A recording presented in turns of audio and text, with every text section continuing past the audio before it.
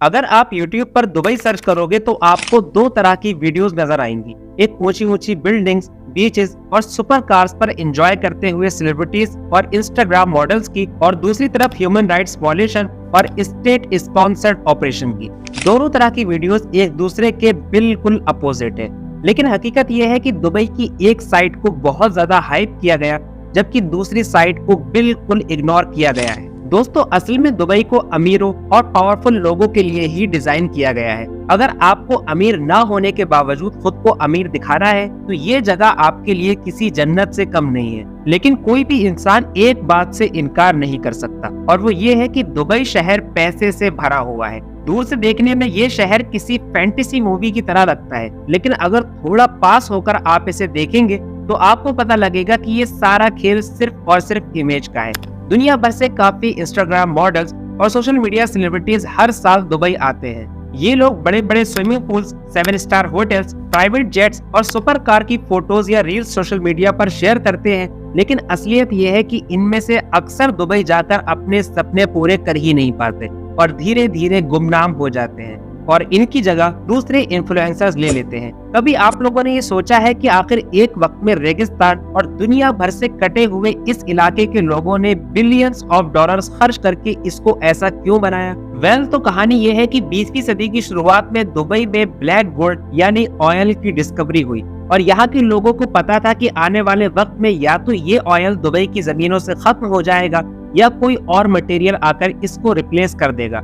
इसलिए उनको बहुत कम वक्त में अपने आप को ऑयल पर कम से कम डिपेंड करना होगा, और अगर उन्हें लॉन्ग टर्म के लिए सरवाइव करना है तो अपनी इकोनॉमी को डाइवर्सिफाई करना होगा। और इसी प्लान के साथ इतिहास का सबसे बड़ा ट्रांसफॉर्मेशन शुरू होता है और जंग में सुलग रहे मिडिल ईस्ट में दुबई नाम की एक जन्नत बन जाती है। दोस्तों, आज जिस दुबई को हम और आप जानते हैं, इसको बनाने के लिए वहाँ की गवर्नमेंट ने 10 सालों तक इंफ्रास्ट्रक्चर पर अनगिनत पैसा खर्च किया है और इस शहर को इंटरनेशनल लेवल पर चमकाने के लिए हर मुमकिन कोशिश की। साथ ही साथ नो टैक्स पॉलिसी ला करके यहाँ की गवर्नमेंट ने इस शहर को अमीरों के लिए बिल्कुल परफेक्ट प्लेस बना दिया। यही वजह है कि आज के दौर में एशियाई देशों से ही नहीं बल्कि यूरोपियन और अमेरिकन देशों से भी लाखों लोग हर साल दुबई आ रहे हैं। लेकिन ये आसमान छूती बिल्डिंगें, होटल्स और शॉपिंग मॉल सिर्फ ऐसे ही नहीं बन गए, बल्कि इनको बनाने के लिए दुबई को जरूरत थी मेहनती मजदूरों की। लेकिन यहाँ के लोग मजदूरी नहीं करते थे, या यूँ कहा जाए कि तेल की डिस्कवरी के बाद उनको मजदूरी करने की जरूरत नहीं रह गई थी। लिहाजा यूएई गवर्नमेंट ने दुनिया भर से मजदूर यहाँ पर लाने के लिए हर मुमकिन कोशिश की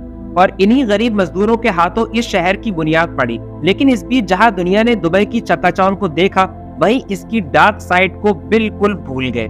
असल में दुबई में आने वाले अक्सर मजदूर इंडिया, पाकिस्तान, अफ्रीका या दूसरे डेवलपिंग देशों से आते हैं, और आज की दुबई में 90% पॉपुलेशन सिर्फ और सिर्फ ये मजदूर लोग बनाते हैं। ये वो लोग हैं जो अपने देशों में रोजगार न मिलने की वजह से दुबई का रुख करते हैं, और इन्हें अमीरों की तरह सोशल मीडिया पर शो ऑफ नहीं करना होता बल्कि अपनी फैमिली को पालना होता है। शायद ये मजदूर भी अपने देशों से इसी दुबई के सपने लेकर आते होंगे, लेकिन ये यहाँ कभी नहीं पहुँचते बल्कि वो इस दुबई में पहुँचते हैं। कई मीडिया चैनल्स की इन्वेस्टिगेशन और स्टिंग ऑपरेशन से ये बात साबित हुई है कि दुबई में आने वाले मजदूरों के साथ जानवरों जैसा बर्ताव किया जाता है। वो जिस कैंप में या बिल्डिंग में रहते हैं वो पूरी तरीके से ओवर क्राउडेड होता है या गंदगी हद से ज्यादा होती है। कई रिपोर्ट्स ये भी बताती है कि दुबई में काफी मजदूरों को शहर से दूर रेगिस्तान में छोड़ दिया जाता है, जहाँ उनका काम ऊंट या बकरियां चराना होता है। ज्यादातर माइग्रेंट्स वर्कर्स को हद से ज्यादा खतरनाक काम दिए जाते हैं। कंपनी के एजेंट भी उन्हें अच्छी खासी सैलरी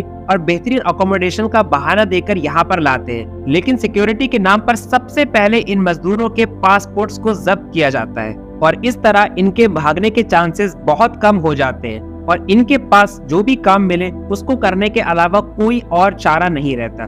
दोस्तों, हैरानी की बात यह है कि 21वीं सेंचुरी में होने के बावजूद ये मजदूर बेसिक ह्यूमन राइट्स से भी महरूम होते हैं। ना तो यहाँ पर मिनिमम वेज का कोई कानून है और ना ही इन्हें यूएई के लेबर लॉ से कोई प्रोटेक्शन मिलता है, क्योंकि ये लोग वहाँ के सिटीजन नहीं है। कुल मिलाकर ये कहा जा सकता है कि जिन लोगों ने इस शहर को बनाया है उनको पूरी तरीके से भुला दिया गया है। दुबई का शायद अब तक का सबसे बड़ा अचीवमेंट है बुर्ज खलीफा।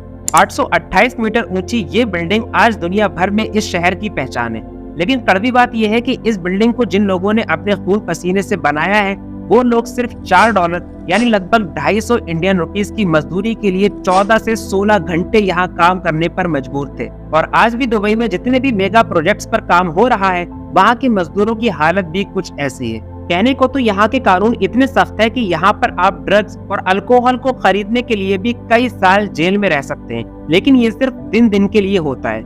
जैसे जैसे सूरज ढलता है और रात होती जाती है, वैसे वैसे इस शहर के क्लब्स और बार्स भी जिंदा होने लगते हैं। और जिस शहर में लड़कियों को स्ट्रिक्टली पर्दा कराया जाता है, रात के अंधेरे में हजारों प्रोस्टिट्यूट से ये शहर सज जाता है। दुबई में हर वक्त लगभग 30,000 प्रोस्टिट्यूट्स रहती हैं, लेकिन ये इतनी हैरत की बात नहीं है। असल में बात यह है कि प्रोस्टिट्यूशन का ये धंधा बड़े बड़े अरब बिलियनर्स की देख रेख में होता है, और इस तरह दुबई की ये ट्रेड पूरी तरीके से इलीगल ह्यूमन राइट ट्रैफिकिंग पर बेस्ड है। खासकर यूरोप की व्हाइट स्किन गर्ल्स की यहाँ पर बहुत ज्यादा डिमांड रहती है। आपको याद होगा कि 19 फरवरी 2022 को जब यूक्रेन और रशिया के बीच में जंग शुरू हुई थी, तो लाखों की तादाद में यूक्रेनियन औरतें यूक्रेन छोड़कर दुनिया के अलग अलग शहरों में चली गई थी। इस बीच यूक्रेन की डिफेंस मिनिस्ट्री की एक रिपोर्ट सामने आई थी, जिसमें ये बताया गया था कि हजारों यूक्रेनियन लड़कियां और औरतें ऐसी हैं जिनको अच्छी जॉब का लालच देकर यूएई और खासकर दुबई में ले जाया गया है। और खतरनाक बात यह है कि ये लड़कियां नौकरियों के लिए नहीं